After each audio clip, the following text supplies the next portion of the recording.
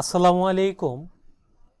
ফটোশপে একটি বাঁকা তেরা ছবিকে কিভাবে একটি প্রফেশনাল মানের স্ট্যান্ডার্ড ছবিতে কনভার্ট করবেন সেটাই আজকের ভিডিওতে আমি আপনাদেরকে দেখাবো। তো ভিডিওটি স্টার্ট করি। তো বন্ধুরা, আমরা সাধারণত হোয়াটসঅ্যাপ, মেইল অথবা অন্য কোনো মাধ্যমে ধরেন কেউ আমাকে একটি বাঁকা তেরা ছবি দিল অথবা একটি অস্পষ্ট বাঁকা তেরা ছবি কেউ আমাকে পাঠাইলো, ঠিক আছে? তো আমি এই ছবিটাকে একটি স্ট্যান্ডার্ড মানের ছবিতে অর্থাৎ বাঁকা তেরা সোজা করে ক্রপিং, লাইটিং এবং যা যা করণীয় সেটা কিন্তু এখন আমরা কাজটা করে দেখাবো। তো এজন্য আমরা ছবিটাকে হোয়াটসঅ্যাপ থেকে ডাউনলোড করে নিলাম।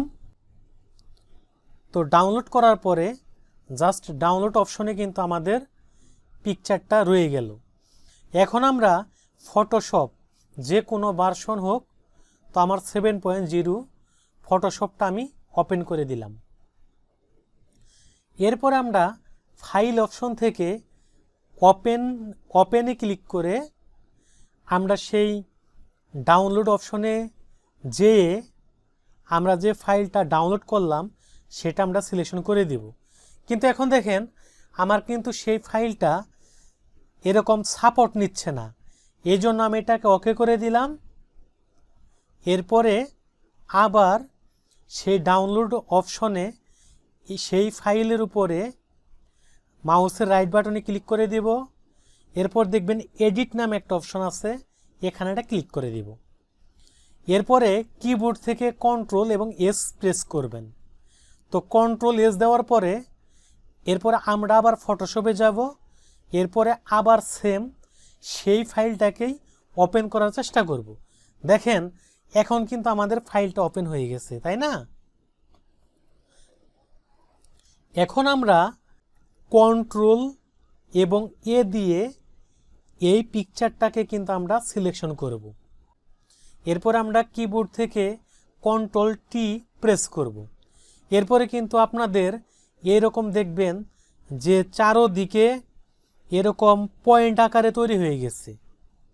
তো দেখেন আমার যে পাঁচটা বাঁকা, আমার কাছে যে পাঁচটা মনে হচ্ছে বাঁকা, আমি সেই পাঁচটা যদি এরকম পয়েন্ট ধরে টান দেই, দেখেন সোজা কিন্তু হচ্ছে।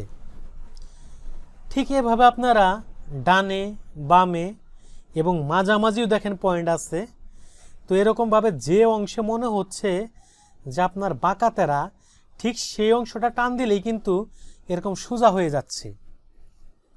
তো আপনারা এরকম ডানে, বামে, উপরে, নিচে, মাঝখানের উপরে এবং মাঝখানের নিচে আপনার এরকম কিন্তু টেনে টুনে যেভাবে বাঁকা তেরা মনে হবে যে পাশে, সেই পাশটা কিন্তু আপনারা এরকম টেনে টুনে ঠিক করে দিবেন।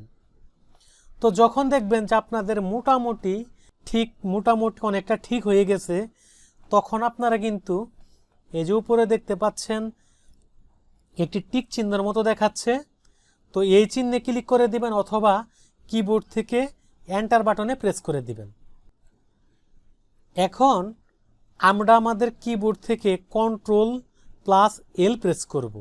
এরপরে আমরা এই যে পয়েন্ট আছে এটা যদি বাম দিকে নেই, আমাদের কিন্তু এই অস্পষ্ট মোবাইলে তোলা ছবি, তো যেহেতু এই ছবিটা মোবাইলে তোলা একটা ছবি, সেই কারণে কিন্তু ছবিটা অনেক ডার্ক ছিল, ডিপ ছিল, অন্ধকার ছিল। এই জন্য আমরা এই পয়েন্টটা যদি বাম দিকে যত নিব, এই ছবিটা কিন্তু তত লাইটিং হচ্ছে। এখন আমি যদি চাই লেখাগুলোকে একটু কালো করব, তা যে বাম পাশের যে পয়েন্টার আছে এটাকে একটু ডান দিকে যদি টান দেই, দেখেন লেখাগুলা কিন্তু একটু ডার্ক হচ্ছে, একটু কালো হচ্ছে। এটা করার পরে ওকেতে ক্লিক করে দেব। এখন দেখতে পাচ্ছেন যে ছবিটার কিন্তু চারোপাশে একটু কালো বা একটু অন্যরকম দেখাচ্ছে। কিন্তু এই জন্য আমরা জাস্ট আমাদের ছবিটাকে রেখে বাকি অংশ কিন্তু ফেলে দিব। এটা করার জন্য আমরা এই যে ক্রপ অপশন আছে, ক্রপ অপশনে ক্লিক করে দিব। ক্রপ অপশনে ক্লিক করার পরে ওয়াইড এবং হাইট এখানে কিন্তু কিছু দেওয়া যাবে না।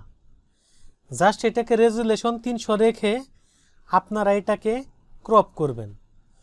অর্থাৎ আমাদের যে পিকচার যেটুকু আছে এই পিকচারটাকে অর্থাৎ আমাদের মূল অংশটুকু রেখে বাকি অংশ কিন্তু আমরা ফেলে দিব। যতটুকু অংশ ক্রপ করা দরকার অতটুকু আমরা মাউস অথবা কিবোর্ডের অ্যারে বাটনের সাহায্যে সিলেকশন করে দিয়ে আমরা ঠিক আগের মতো টিক চিহ্নের উপরে ক্লিক করে দিব অথবা এন্টার বাটনে প্রেস করে দিব। এখন আমরা এই ছবিটাকে যদি আমরা সেভ দিতে চাই তাহলে আমরা ফাইল অপশনে ক্লিক করব, সেভ অ্যাজ, এটাকে জেপিইজি ফরম্যাটে সেভ করে দিব এবং এটার একটা নাম আমরা এরকমভাবে লিখে দিয়ে আমরা ডেস্কটপকে সিলেকশন করে দিয়ে সেভ বাটনে ক্লিক করে দিব। এখন আমরা যদি ফটোটাকে ওপেন করি, দেখেন আমাদের ফটোটা যদি তুলনা করি আগে কীরকম ছিল আর এখন কীরকম হয়েছে, অবশ্যই আগের ছবির থেকে এখন যে ছবিটাকে আমরা এডিট করলাম সেটা একটু বেটার দেখাচ্ছে। তো বন্ধুরা, ভিডিওটা যদি ভালো লেগে থাকে ভিডিওতে লাইক দিবেন, চ্যানেল থেকে যারা দেখতে পাচ্ছেন চ্যানেলটাকে সাবস্ক্রাইব করবেন, যারা পেজ থেকে ভিডিওটা দেখতে পাচ্ছেন পেজটাকে লাইক এবং ফলো করে দিবেন। আল্লাহ হাফেজ।